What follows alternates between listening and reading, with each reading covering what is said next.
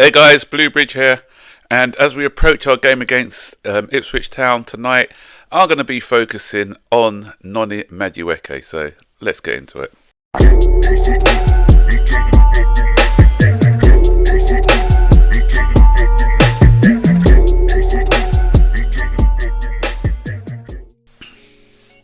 So, first of all, Happy New Year when it comes, or I can wish you that after I do the match review actually. So anyway, for those who don't see the review, Happy New Year, and I hope it is a Happy New Year for Chelsea. We've had a bad Christmas period, only picked up 1 point from 6, and this is where we're starting to falter a little bit, so we need to pick up against Ipswich, but it could have been better, and it could have been better had we had Noni Madueke in the side against Fulham. It would have given us another option. We had to play Neto for most of the game. He was doing a lot of tracking back. You could see that the team were getting a bit fatigued towards the end, and he was kind of responsible for their equaliser. He's one of the people responsible for their equaliser. So after the game, Maresca said the reason why Madueke wasn't involved is for technical reasons, and I forgot to touch on that when I did my match review, or my video the other day when I was doing a preview for the Ipswich game. So technical reasons, we don't know what those technical reasons are. Well, I haven't heard. It may be something that's come out, but I haven't heard what these technical reasons are. But it's the implications is that he's mentioned it before, where sometimes he drops off his levels when it comes to training, and he's got to keep those levels consistent if he wants to be included in the matchday squad. And so it could have been that. And then I think I heard something about he was late for a meeting when they did the video analysis or something as well. There's stories going around about that. But whatever it is, whether it's a drop off in training or being late for a technical meeting, then that's unprofessional, and you can't allow that to you can't let that slide, because it sets a message to the others that these are the standards that we set as a club, and no matter how valuable you are to us, then there's going to be no exceptions to that rule. It may hurt our side short term, but long term it sets the tone for the other players that this sort of behaviour cannot be tolerated. So I applaud him.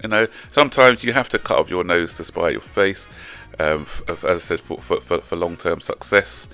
And the fact that he had 2 goalkeepers on there, and Madueke, and it wasn't only Madueke. I think Vega, there was technical reasons as well. So I think the same applies to Vega.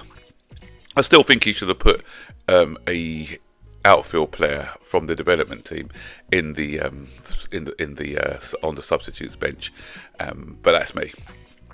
So I don't want to be digging at Madueke, because I think he's a good player. And some people find any excuse to have a go at him. I quite rate him. I think he's got a lot of skill. He's somebody who can make a difference in our side. I've criticised him in the past for being a bit greedy, but the thing is, at least he's somebody who's willing to take on a shot, because we saw the frustration on Sunday against, or when would he play Fulham? On Thursday, was it, when we played Fulham? Yeah, Boxing Day.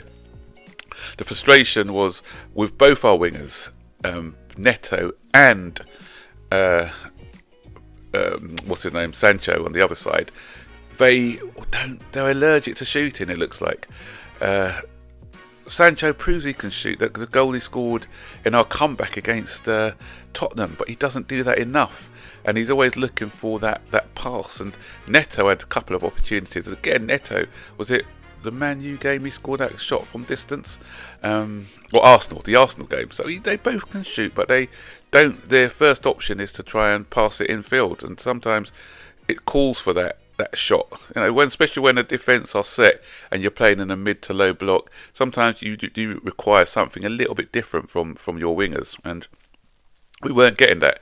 So they're not what you call direct wingers, and Noni is a direct winger. His first instance when he gets the ball is to run at a player, to commit to the defenders, and he's he does take a lot of shots, as I said, but I don't mind that.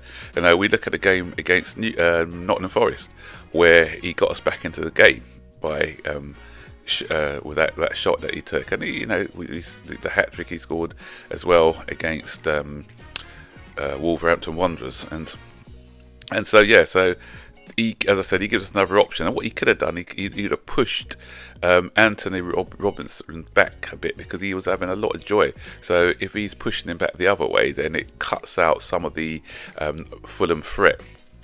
But as I said, he's still got a lot of growing up to do, because this isn't the first time that he's been has been pulled up for disciplinary issues. So I'm just hoping that he's still quite young. I'm just really hoping that the penny will drop. I heard positive things, that he's been training hard and the message has come across to him, and I saw pictures of him and his coach, his training coach, out on the training field, doing some shooting drills, etc. Let's hope this is the last of it. Let's hope there's no more technical issues involving Noni from now till the end of the season, because competition is going to be a lot steeper next year when the likes of Paez and Esteval come into the club. So he'll need to really be at his the best of his abilities professionally and on the field, if he really wants to be part of this side going forward. So today, as I said, Ipswich in a few hours' time. Let's hope that the guys can get back to winning ways again, and so we'll see what happens. So is Vega going to be back in? I know from what I've been hearing, that Madueke is definitely going to be in the squad. Whether he's going to be in the starting lineup, we'll see. But he's definitely going to be in the squad. Don't know about Vega yet, but he probably will be back. So, guys, what do you think of the situation with Madueke? Was our manager a bit too harsh, bearing in mind that we've got a light beer squad because of injuries already, or a threadbare squad, should I say, because of the injuries that we've got at the moment? Or do you think it's good that he sets the tone? It's good for the future. It's telling the rest, sending out a message to the rest of the players that he's not going to stand for any nonsense or any drop in standards. Stick your comments in the section below. So guys, I hope you enjoyed the video. Don't forget to like, subscribe, turn on post notifications to be notified every time I make a new one. So take care. Bye bye.